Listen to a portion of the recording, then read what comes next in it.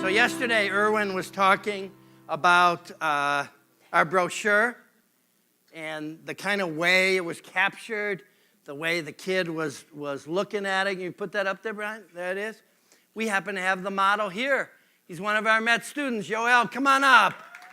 Walk like you're in a model. Walk like, turn around a little bit. I try to embarrass him, but thank you for looking good here, all right? All right. Now you can go. We had two other students, Brian and Luis, who helped do the entrepreneur workshop. Cordell, where's Cordell? Come on up here for a second. Come on. I got all year. Get up here. So, if any of you are a little anxious about starting school, what are you going to do? Let me tell you his story, okay? Condell. I can't even get his name right, man. But you'll understand why I didn't get his name right. Condell was hired Monday. Came here Tuesday, Wednesday, Thursday, Friday, and starts school Monday. Talk about no clue. Good luck, my man. So remember his face if you think you got no clue. Monday, he's going big picture, what? And Tuesday, he's drinking with big picture. So here's, is this on? I don't need this, right? I have my own thing. Thank you. So it seems everyone wants to have better schools, okay? But no one seems willing to take the time to change schools, you know? And there's even kind of a cool thing, not that I read Oprah magazine, but someone comes in and say, Doc, did you see they're talking about you in Oprah? Yeah, I read it this morning, man, but there's a part in it, an actress that said she read a big picture book and got completely moved to make some changes, and she's working in schools. But people are saying, yeah, I can do little things, but no one's willing to really go out there and do it, like you all are. And also, most people know that school is a game. You ask people, everyone will tell you about how they gamed the school and what it was like when they were a kid. And you figure out the teacher, and you figure out what's going to be on the test, and you play school. That's what you do. And there's a book that Richard Elmore from Harvard wrote, and it said, I used to think and now I think. And it's a book that he took a bunch of old reformers. My chapter in here, it starts with, the name of the chapter is Who Wants a Standardized Kid Anyways? And it starts with, I said, I knew school was a game in the 7th grade, okay? So my dad worked next to a AAA. He'd bring me home all these books for each state, had a book. I'd cut out the pictures. I was a good artist. I'd make a pretty cover. I didn't write anything. I didn't read anything. I turned them into my social studies teacher as extra credit, and I got an A every time. He didn't read it. I didn't read it. He knew it was a game. I knew it was a game. Oh, my sister had this professor. I just remembered this in college, man. And everyone used to pass on the paper. So I wrote a paper, pass it on to you. You'd pass it on. And this is honest to God truth. I saw it, man. My sister got a paper back and said, this paper is an A. This paper was an A. This paper will always be an A. Come on. Is it a game or what? So Yoel's going to be passing out these books. So raise your hand if you're interested in this book. I got a bunch of them. Yoel, you can do that. Sorry. So that's the difference. Excuse me, Yoel. Hold on, everybody. I'm speaking. You're not the main attraction, okay? So what you got to do is just close your eyes and give it to somebody. There's about 10 books. Just give it to somebody, man. Yo, I can do it faster than you, man. Look at this. It's going to take my whole speech. Now, you got to do it faster. You're going to be fired, and Louis is going to come out, man. And no, put your hand down. Put your hand. You're not coming for the next book, are you? This is ridiculous. All right. So I guess, to me, the important thing is that we're actually the ones that are changing schools. We know it's playing school, and we're actually doing something about it, and that's this group here. And that's why when you need to return home, you know what always scares me is we have a great 3 days, and then you go home and you fall into a trap. These 3 days are just to inspire you to keep going. And you got to do it. Who else is here on a Friday? It's you guys. So I say that in all sincerity. If we don't make the change, nobody else is going to make the change. So, and I also want to say that I think we're bigger than each of us. It's one of those things where the whole's greater than our parts. And Erwin talked about we are a movement. And we are a movement. I think we're the civil rights movement of the 21st century. That's who we are. And as we've talked, as Erwin talked, we got the theory, we got the research, we're just putting the pieces together. And it's not all new either. And you know, Noel, this is a small book, you're gonna be throwing these, okay? I don't need you walking out. Here, each of you guys take one, we'll see who's better at it. So John Dewey talked about, he took them all, man, he took them all. John Dewey talked about this in 1938. Oh, she didn't get one. All right, you'll get the next one. Stay close to me. Sit right here. All right, very good. That's pretty stupid. No, I'm kidding. It's great. I'm proud of you. John Dewey talked about in 1938. He said it all. That book's 89 pages, a little hard to read because he wasn't a great writer. He tried to put it all together in a school, didn't do great. We've put it all together. We've put that theory, we've put the research together in a design that allows us all to be real good. My favorite book, thank you. You're welcome, is a book, Miles Horton, okay? The Long Haul. How many have heard of this book? Okay, so it's a great book because he talks about movements. He talks about movements, and he talks about a way of learning, okay? In a way that, and he talks about it for adults. And here's what he says. He says that he knows that change can happen on a small scale. And that's in each of your schools, okay? And he knows that. And this design that we have brings together very special people. You know, and I was looking around the room. I was watching when Erwin was speaking. And everybody was like this. Somebody said to me they think he sprinkled fairy dust on all our heads. But this is a special group. It's not an accident that you're here. You're people who are more passionate about education and more creative about education. You're not in some organization that tells you, here's a text, follow this exactly. Here's this. We've developed a design and allows you to be passionate and creative within that design. And that's the difference. And what we hope is that if you love and treat your students with that respect in how we love and try to treat you with that respect, that will carry on. So everything we do is what we hope you go home and to continue to do. And the two stories, sometimes it's not so easy, but one of my kids, the first year when Ellie and I were principal, we were trying to be cool principals, really following through on our philosophy, and a kid said she wanted to study Tupac. So Ellie and I had to look up Tupac. No, we knew him. And we say, well, it's pretty weird, but that's what she wants. And we're telling everybody, you know, follow your passion.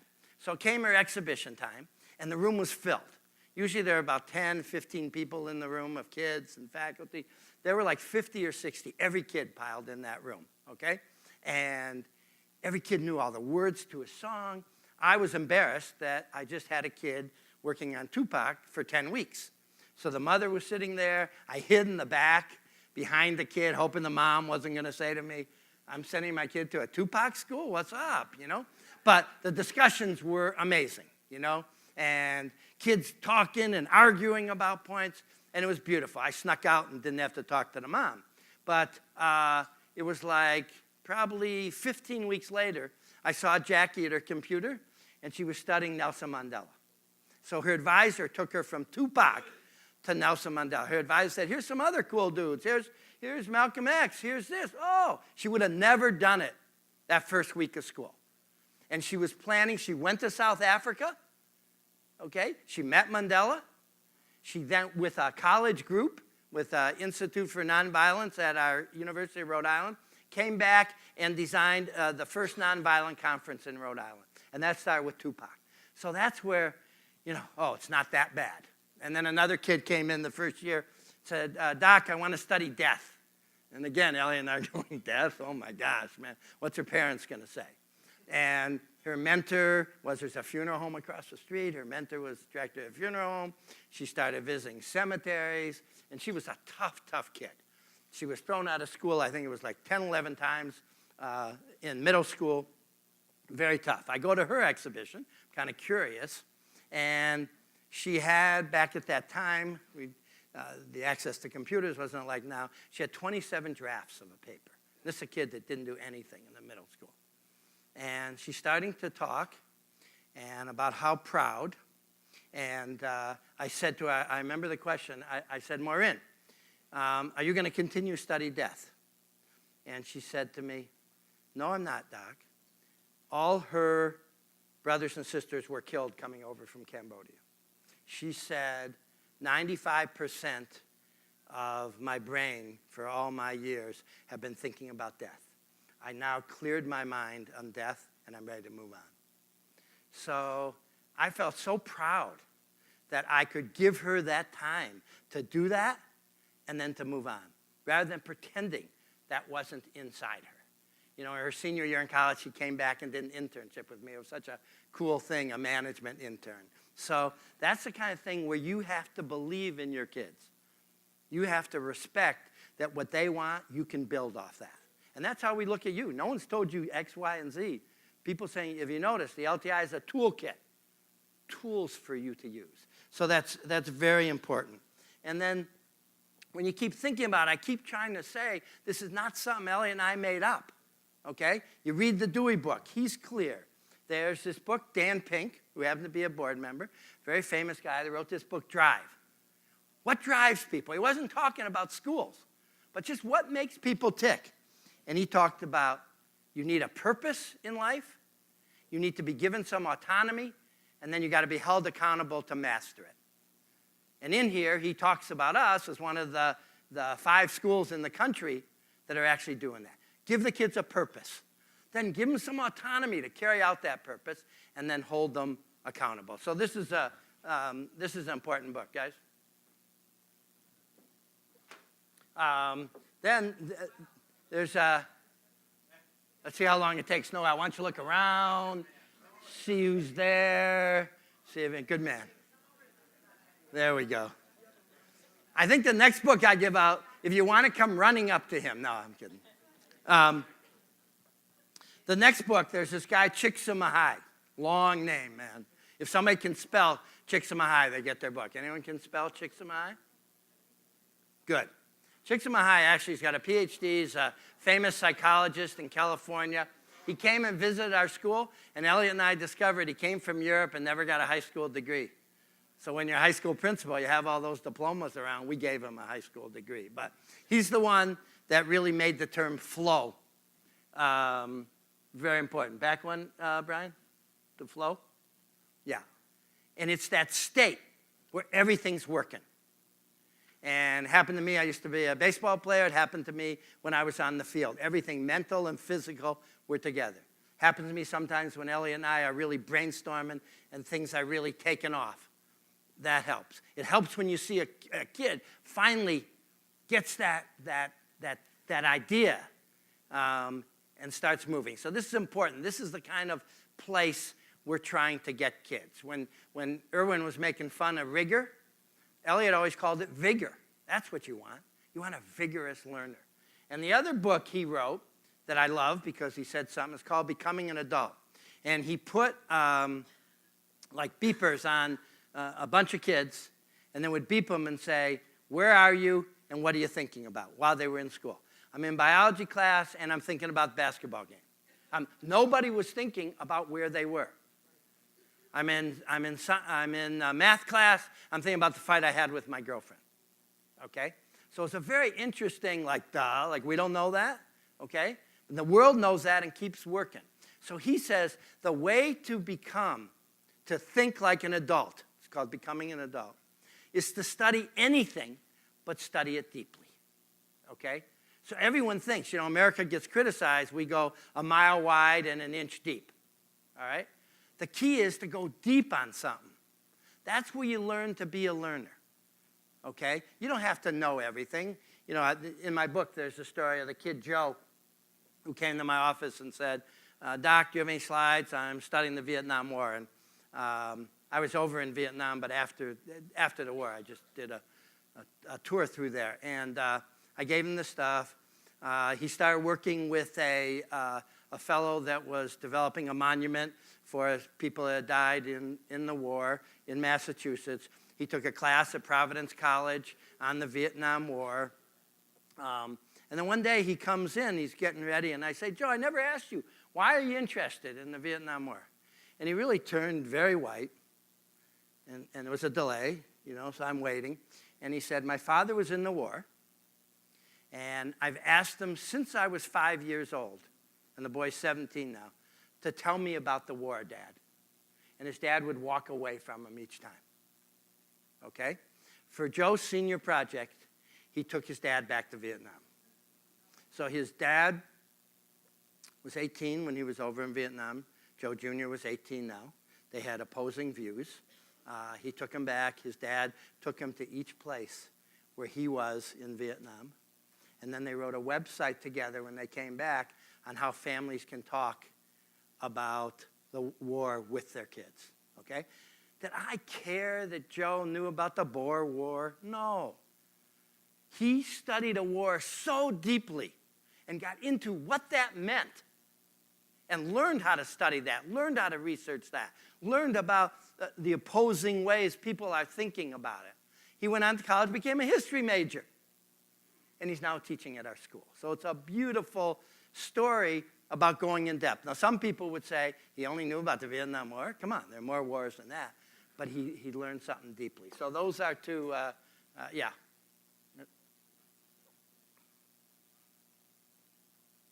Thank you. So this is one of my favorite. This sculpture here is one of my favorites. So this is it was a friend of Elliot's who was showing his process of sculpting. You can see it up there. And we brought it to a principal's meeting and said, like, what do you see, Luis, you better do the next passing out. Yoel's taking all my stuff. So we said, what do you see here? And this is really what we're about. When people come visit our school and I have 5 minutes, this is what I say. And this is what makes us different than every other school. When kids come to school, they're inside there. They're very rough, but they're inside there. Michelangelo, when he would go out and look for granite to chip away and develop, he said he would see the sculpture inside the piece of stone. He could see it. It was just a random piece of stone. That's what we got to do. It's not about putting stuff inside a kid. It's about saying, you're inside here. How do we start chipping away? So I look at this in 9th grade, where they're a pain in the butt and don't know why they're doing. What do you mean you're asking me my interest? What do you mean this and this? And then we start chipping away, and they start getting the clue at 10th grade. And then 11th grade, I get it now. Now I know what my passion is. Now I know I can start working independently. And then the senior year is a beautiful pleasure as they can swim off. So I really look at this. This represents who we are to me, and I'm not giving it away. It sounds very easy when I talk about it, but I know it's the hardest thing in the world. And if it was easy, there'd be a lot more people doing it. And so we know how hard it is, and I hope one of the reasons we do a Big Bang is to help people understand that they're not alone. You are part of something bigger. And so when you're in your classroom and things aren't going well, to step back and know there's another hundreds of teachers that are struggling but feel the passion that you feel, okay? So you got to keep remembering that's the power. You are not alone in this. And the important thing is for you to fight for what's right, okay? What's important to you. Now, You don't have to get fired like I get fired everywhere I go. You don't have to go that far. But actually, it's a very funny thing. The last time I got fired, it backfired to the people who fired me. So rather than getting rid of me, it became me and my philosophy much more well-known. So someone wrote a book on it. Newsweek, Time talked about it. And then someone did a TV movie on it called A Town Torn Apart. That was the hard part for me. It was incredibly hard, 2 years of struggle. I didn't die at the end. Yay. And I'll show you a piece. I'll show you the first minute of the film. Michael Tucker from LA Law played me. Yes, I'm better looking, and I never wear high socks like that. So this is the little town, Winchester.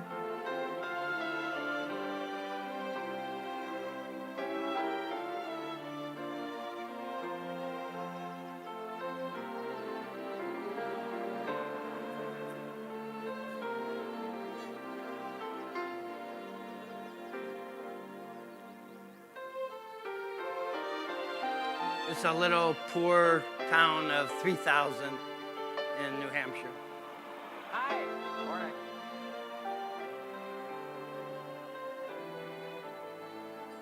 It's that maniac again, jogging down Main Street. In his underwear, sweating like a pig. And what the hell for? He's a damn flatlander's what he is. Hey guys, how you doing? Hey, guy. That's where I learned that.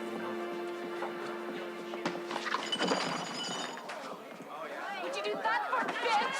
You stupid slut! Stop it! Stop it! Get Mr. Bradshaw now! Stop it! There's a fight going on in the cafeteria. Miss Dana said to tell Mr. Bradshaw. There's a fight in the cafeteria. Winchester Police. Chief Smythe, please, Denise, Mr. Bradshaw at the high school. Yeah, morning, Tom. Can you send a patrol car over? Yeah, another fight.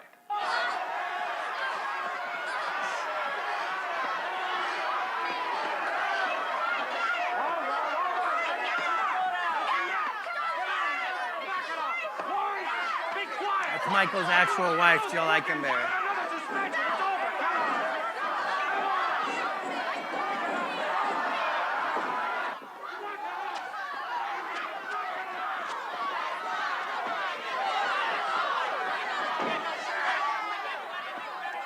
I didn't do anything. It's her fault. That's a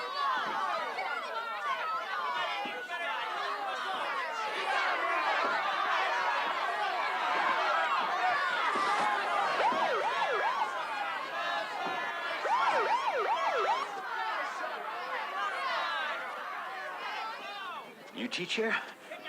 I used to. So that's a start. Why don't all three of you guys, that's it. I make illegal copies now.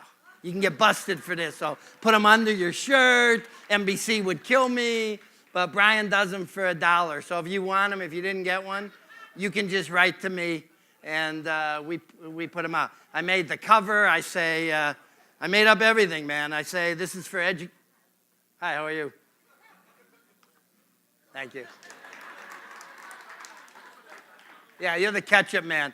Whoa, the student. So, now, here's what I want to make sure. One of the teachers, there he is right now on one of my one-on-ones. He sits down and he says, I don't want to be fired. That's how we started. So I don't want anybody to be fired. We need everybody there. We need everybody to be fighting for what you believe is right, and how to fight without losing your soul. That's the key, how to do that balance. And how far we can go in Providence is different than Sacramento, different than Canada, different than India. And so you have to figure out how to take this design and make it work in the place you're at. And one of my favorite quotes is, if you're not standing on the edge, you're taking up too much space, okay? That's why we're in there. We could be in a regular classroom doing our stuff, getting the paycheck, okay? We're there for a different reason. We're there to really help our kids be passionate and live that kind of life that you saw Wale talking about, that you see some of the other students. That's what we're there for. And you may have to stand on the edge for that. So here's what's so important. For you to do this, you got to take care of yourselves. We ain't no good if you slept 3 hours last night. How many slept 3 hours last night? No, don't raise your hand. I don't want to see it, man. I don't want to see it. But you're not good if you're irritable. You're not good. You got to take care of yourself. And people who are social change agents usually don't take care of themselves. Actually, you'll see in the movie, I'm one of those, and everyone's got their own rhythm. Nobody can take care of you. You got to figure it out. I'm an 80-hour-a-week man. That's what I've been doing since I'm 25 years old. It's my passion. It's what I love. It's what I prefer doing. But I also know that I need my own balance. So there's not a Christmas that goes by that I'm not on a beach on an island for a week. I make sure I do that because I know I ain't going to be good in January if I'm not away. There's not a summer for the last 40 years that I haven't been far away in some foreign country that I can't speak the language, that I'm not good at, that I'm not just leading an easy life, but I'm changing myself. That's what I do. What I did here, it's kind of an interesting thing. I almost forget about it. I worked from 25 to 35, and then I wasn't burnt out, but I also know if you work in the kind of intense way that I work, you have to balance yourself. And I had this little cabin in New Hampshire, and I retired at 35. Retired, whatever. I stopped working, and I went to the woods, to the cabin. Not now, Bri. Or now, Bri. Doesn't matter. And I went to the woods, okay? And I had no electricity, no water, and I lived there, and I used a different part. I still worked. I started a newspaper. I became a state legislator, but I had people sitting with me and said the weight's too heavy on some of the people on the one-on-ones. So take care of yourself. You know how you put your money away for retirement? I took it all out at 35. When I had $200 left in my bank account, I went back to work. And everyone said, you're never going to get a job, and that's crazy. Everybody loved that I left the world, you know? And so I had a lot of job offers, and especially when I was being fired, everybody wanted to hire me. And then I, after those 3 years, I took over the school in that town. That's what I did. So it's about taking care of yourself. So in the school, too, there are things you can do in the school. So our first year, at 3:01, when the kids left, every teacher was down in the corner bar. Okay? We were all there. Some people stayed for 20 minutes. Some people stayed for 3 hours. But we were there, having a drink, yelling, screaming, complaining about what just happened the last week. And by the time people went home, they were chilled. I was at a Washington school, and I was there on a Friday, and I heard the teachers talking about going to the library right after school. Of course they were going to a bar. You think the kids didn't know? The teachers said, see you in the library at 3, man, come on. But you got to do what you got to do, both as a school and as an individual, okay? We as a school have different people doing exercise groups and yoga at 4 o'clock. Kids are gone. Tuesday and Thursday, go down to the gym. It's for the teachers. We start school a couple days early and a couple days late and have a day every month where the kids aren't in. And we are having workshops like this. We are going off campus. We are playing. We are relaxing. We are being with our colleagues. So in your school, you have to do it individually, but you can also do it in your school. So, and it's for you to find that rhythm. People think I work like crazy. It's a perfect rhythm for me. I feel great, and other people have their own rhythm. You got to learn, turn your phone off. Don't think your phone's got to be on until midnight, man. Turn your phone off. Stop looking at a computer and spend some time with your kids. Take care of yourself. Okay? So here's something I put on each of your tables. A postcard with the fabulous 4 here. That's James Brown with his head down. And it's my address and a Dear Dennis. And because I've been running a college, I don't get as much time going around talking to everybody, seeing everybody. So somewhere before Halloween, send me a note. I got a stamp on there. You can't send it to anybody else. My name's on there. I did everything. I don't get much mail. All right? So tell me how you're doing. Tell me how you fell apart the day you got back to school. Tell me how things are great now. Tell me you need some more. Whatever you want to talk about, this is my way to keeping this going and keeping my connection. So when I'm sitting around, and I'm going to do something that's, I think it's always important for us to take risks. For us coming in looking stupid like we did, and me actually trying to do this stuff is pretty hilarious and a little nervous. Are they going to laugh, Elliot's saying? I don't know. Are they? But my birthday was a week and a half ago, and thank you. 29, all right. And I treated myself to a 1-week perfect health retreat with Deepak Chopra. How many people know the name Deepak Chopra? And it was out in California. It was very incredible. And I wasn't feeling bad. Thank God my health's great. My mental health, I was feeling great, but I'm always on this quest to raise my consciousness. That's our job, is to be better and better as human beings, which make us better and better teachers. And the day was pretty wild, very different day for me. It started with a 7 o'clock in the morning hour yoga. It then went for a half-hour meditation. Then they let us eat a little oatmeal. We were cleansing our body, so I had to drink some shit every day and take my pills to cleanse my body. And then I came to Vegas to fill it back up, man. I mean, I spent a lot of money to go to this thing. And when I told people I was going home for 3 days and coming to Vegas, I go, maybe you should have gone after Vegas, they said. But that's when they did it. So, and the day went on with classes. You ended with a yoga and a meditation every day. And I am going to try, and I even just had that feeling in my stomach because I'm nervous saying, I'm going to lead a group meditation for us. And it's a little scary because it's not something I've ever done. I'm not trying to be Deepak Chopra. But I think there's a lot of research out there that, how many people have meditated all in their life? So that's great. So there's a lot of research out there. I started 40 years ago with transcendental meditation, and I did it good for 3 months and then stopped and started and did a little bit, but I haven't been doing it. And there's even more amazing research. You know, it completely lowers your stress level. Blood pressure changes. They now found there's this whole neuroplasticity stuff that's actually changing genes, that genes can change. We thought they couldn't change. And it's been incredible. So when I've come back, they ask you to do a half hour in the morning, half hour in the afternoon.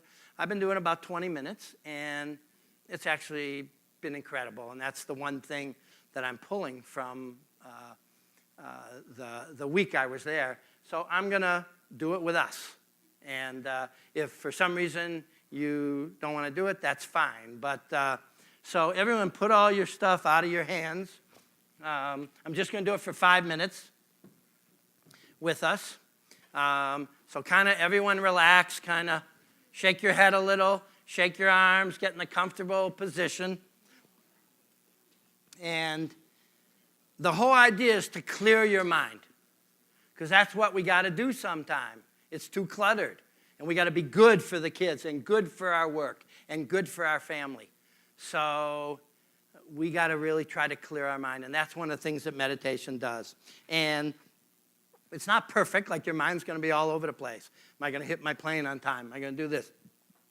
That's okay. You just keep coming back. And I'm going to give you a mantra, which is so hum, which means I am. To me, it's just a nonsense syllable. It's something that you can think about and say that keeps your mind from thinking about your airplane. Okay? So it's so hum. Say, so hum. And I take a breath in on so, take a breath in, so, and then hum.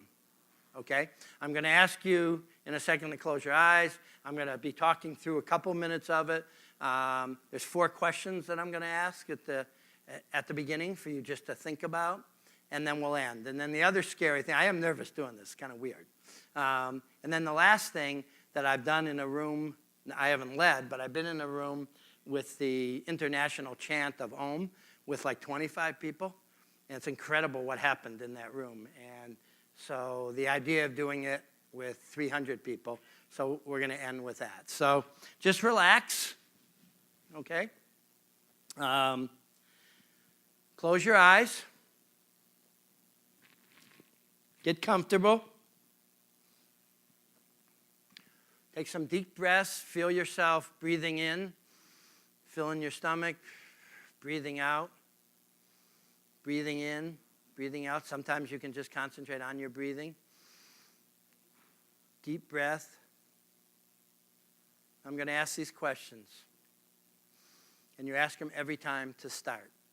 And the answer will change. Who am I?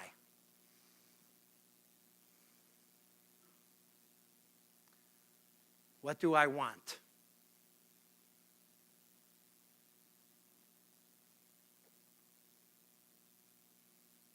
Why have I been put on this earth? What's my journey?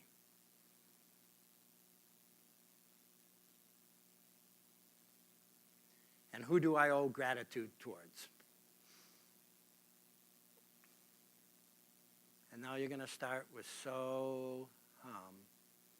Say it to yourself, think it. So hum. Take deep breaths in. So hum.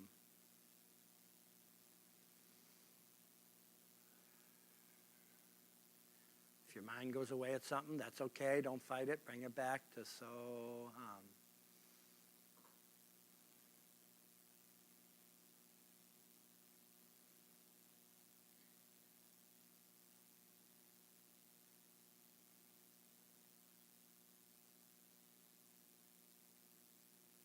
So hum.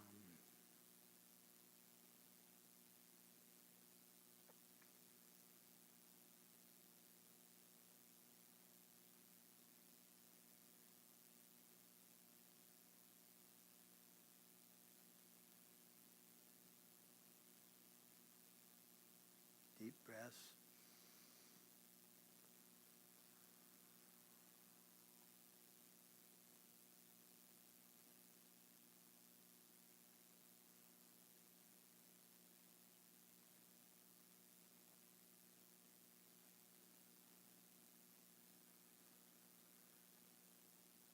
So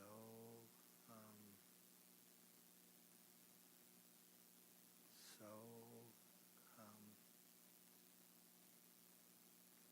be another 2 minutes.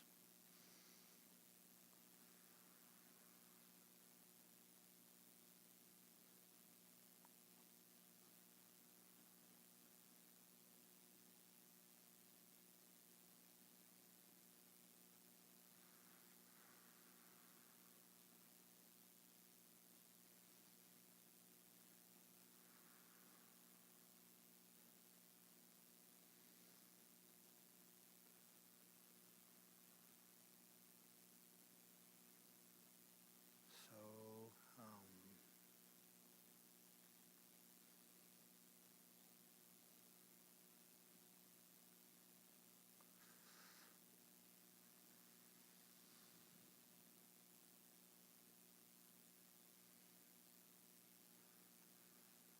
another minute. So let your ideas flow. Come back to so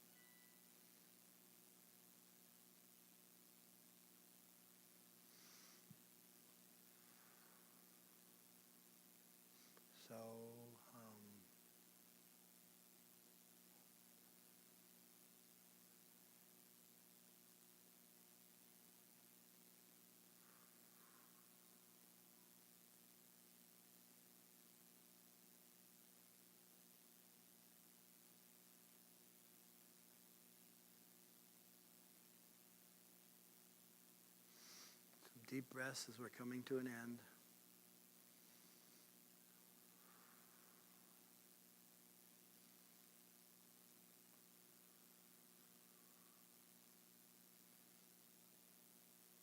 Slowly open your eyes when you're ready.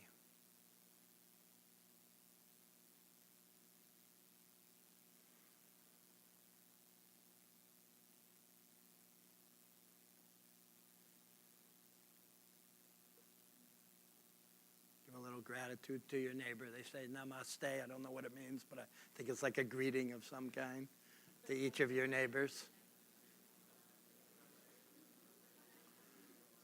And I'm so impatient I could barely wait the 5 minutes. I'm going to do two more things. All right, listen up for a second. I'm going to try to do the Om chant. It's even scarier for me. So on a breath in, how many people have done an Om chant? Cool, I don't feel alone. I should get everyone up here. So, and I'm a little shaking myself. It's kind of very cool, man, to see everyone so quiet. And it's all for trying to help us each figure out how to be healthy and not stressed. And I try never to leave the morning, my house, because once I step outside my house, I'm on automatic. And so I take those last times, sometimes if it's even 5 minutes, to just be with myself. There was an article last Sunday's New York Times that we're never by ourselves anymore with our phone. And it's causing people not being able to deal with their problems, pretending they're not there. And it's psychologically, it's like starting to kill our country. And the article wasn't talking about meditating, but it was talking about the need for people to spend some time with yourself, okay? So we're going to, you're going to take a deep breath. Take a deep breath. We're going to try one, then we're going to close our eyes. Take a deep breath, and then go, Om.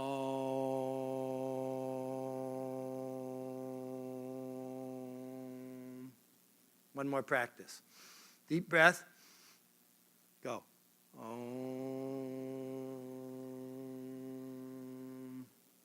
And I couldn't find what that means either, but it's an international chant. So close your eyes again so that we're just listening to the sound, and we'll do 3 of them. And just kind of listen to your friends and colleagues here. So take a deep, deep breath. Okay. Om.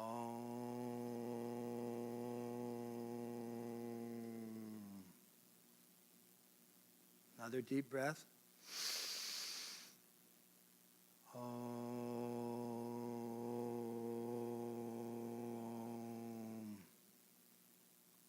And one last one. Deep breath, nice and loud, everybody.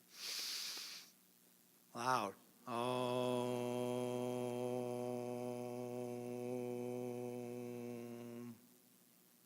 Very cool, man. All right, open your eyes, man. I'm still here. So the last thing I want to say is, the other thing that happened, the fellow, I just forgot his name, the Andrew Weil, who's a big health guy, and he was on that Oz show, and Oz said, what's the question, the question most often asked of you? And he said it was, the most often asked question was, how can I become happy?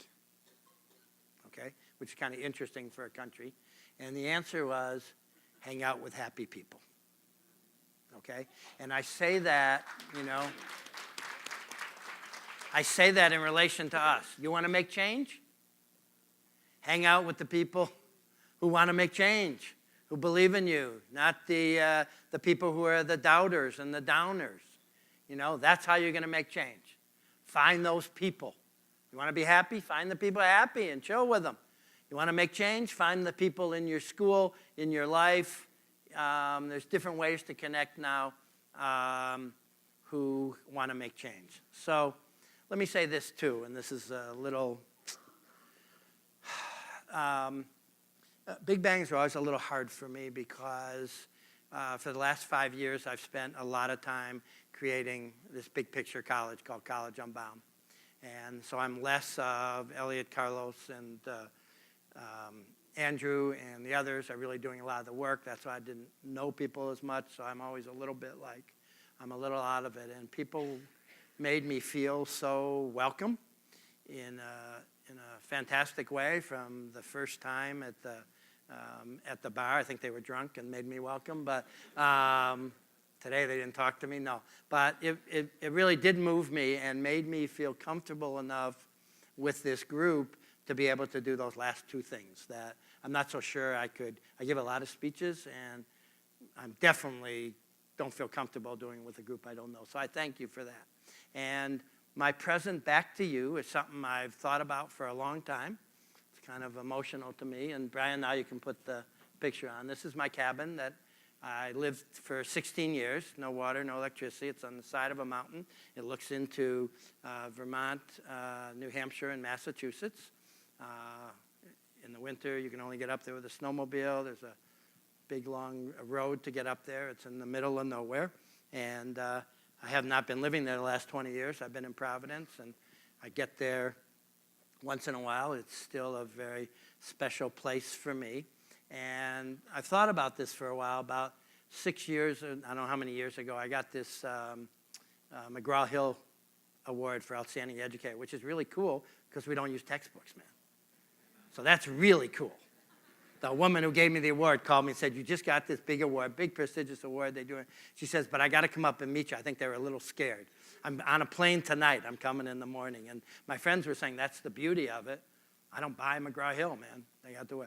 But along with it, I got $25,000 that I put aside to hopefully someday match that with my own money and to turn my cabin into a retreat center for big picture teachers. And I made that decision right now to do that.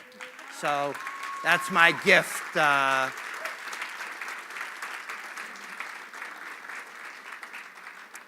saying it publicly, I got to do it now.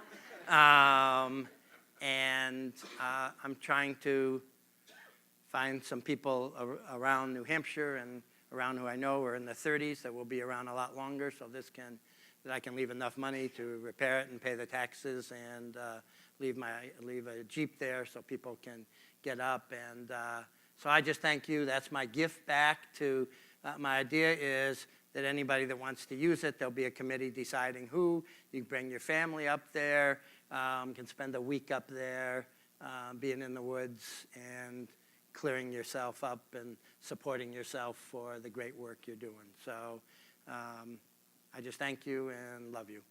Thank you.